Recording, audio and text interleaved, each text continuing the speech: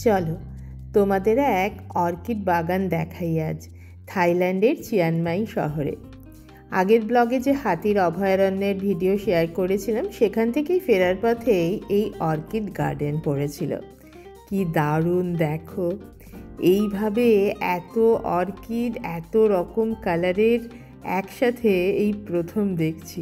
আর গাছগুলো দেখো কি অদ্ভুতভাবে বানিয়ে রেখেছে।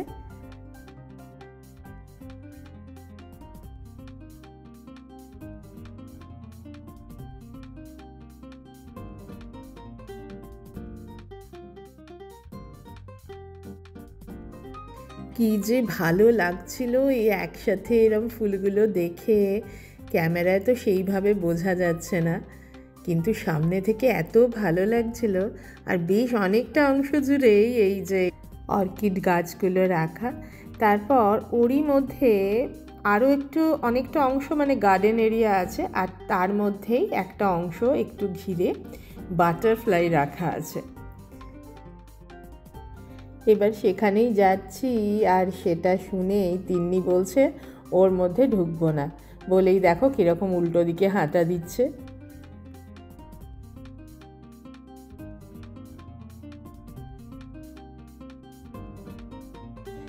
আমরা তো ঢুকছি এই বাটারফ্লাই গার্ডেন, কিন্তু তিতাস-তিন্নি দুজনেই বাইরে দাঁড়িয়ে থাকলো। এদিকে দেখো একটা বাচ্চা প্রজাপতি ধরার জন্য কীরকম ঘোরাঘুরি করছে। এই যে এরকম কিছু গাছপালা ভেতরে, চারদিকটা এরকম নেট দিয়ে ঘেরা, মাঝখানে একটা ছোট্ট জলাশয় মতো আছে, আর প্রচুর সব বাটারফ্লাই উঠছে, ঘুরে বেড়াচ্ছে, কারোর কারোর গায়ে এসে বসছে।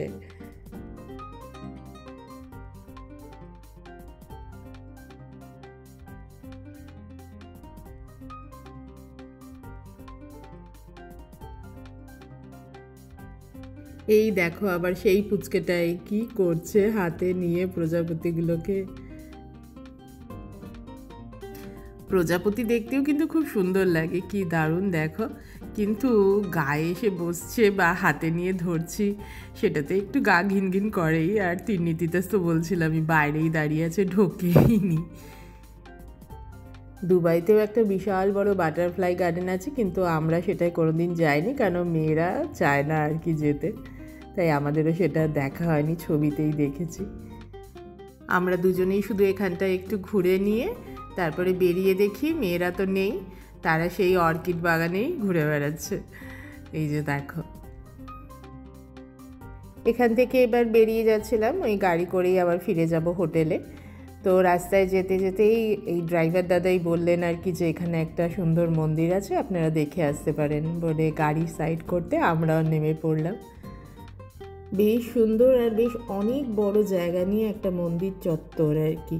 আগেও বারবার বলেছি আর কি থাইল্যান্ডের ভিডিও, যে এখানে একটা মন্দির এরকম হয় না, পুরো একটা মন্দির চত্বর, যার মধ্যে অনেক ছোট ছোট মন্দির থাকবে, আর ম্যাক্সিমামটাতেই ওই বুদ্ধের মূর্তি নানা পোজের আর কি। চলো এটারও ভেতরটা একটু দেখাই। পরিষ্কার পরিচ্ছন্ন তো বটেই, সেই সাথে এত শান্ত পরিবেশ, শুধু প্রকৃতির আওয়াজ শোনা যাচ্ছে, সাথে হালকা টুংটুং করে ঘন্টার আওয়াজ। প্রথমে বুঝতে পারিনি এই টুংটুং আওয়াজটা কোথা থেকে আসছে সারা মন্দির চত্বরে, পরে বুঝলাম, দেখাচ্ছি তোমাদের। এত শান্ত পরিবেশ না, ঢুকলেই যেন আমাদের মন মেজাজও শান্ত হয়ে গেল। সেই জন্যই বোধহয় এই বুদ্ধ ধর্মাবলম্বী মানুষেরা এত শান্তশিষ্ট।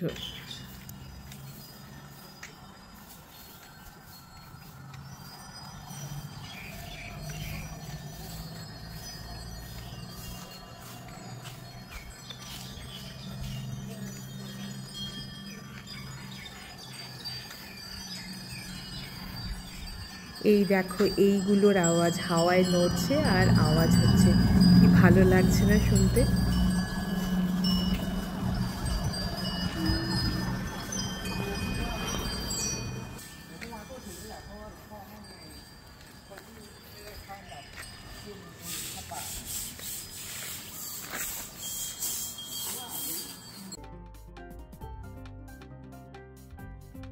কি ভালো লাগছে না দেখেই। শুধু এখানে নয়, ব্যাংকক সিটিও কিন্তু খুব বিজি। কলকাতার মতোই রাস্তাঘাট, সিগন্যাল, জ্যাম, তার মাঝ দিয়েই লোকে হেঁটে যাচ্ছে, কিন্তু কোনো হর্ন নেই, লোকের বিরক্তি নেই, কারুর যেন কোনো তাড়া নেই। সবাই শান্তভাবে, শান্তশিষ্টভাবে রাস্তা আস্তে আস্তে সব চলছে।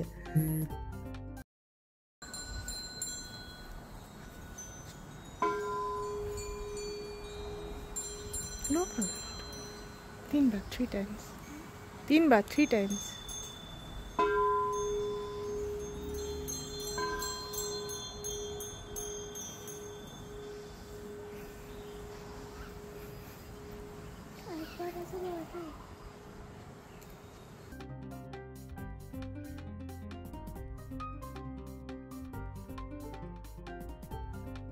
আমি আর তিন্নি এই মন্দির চত্বরটা পুরো গোল করে ঘুরে এলাম। আর ওদিকে তিতাস আর ওর বাবা এই যে উঁচু উঁচু মন্দিরগুলো সিঁড়ি দিয়ে উঠে ভেতরগুলো সব দেখছিল। আর ওখান থেকে তিতাস যা ভিডিও তুলে এনেছিল, চলো এবার তোমাদের সাথে শেয়ার করছি মন্দিরের ভেতরগুলো কীরকম ছিল।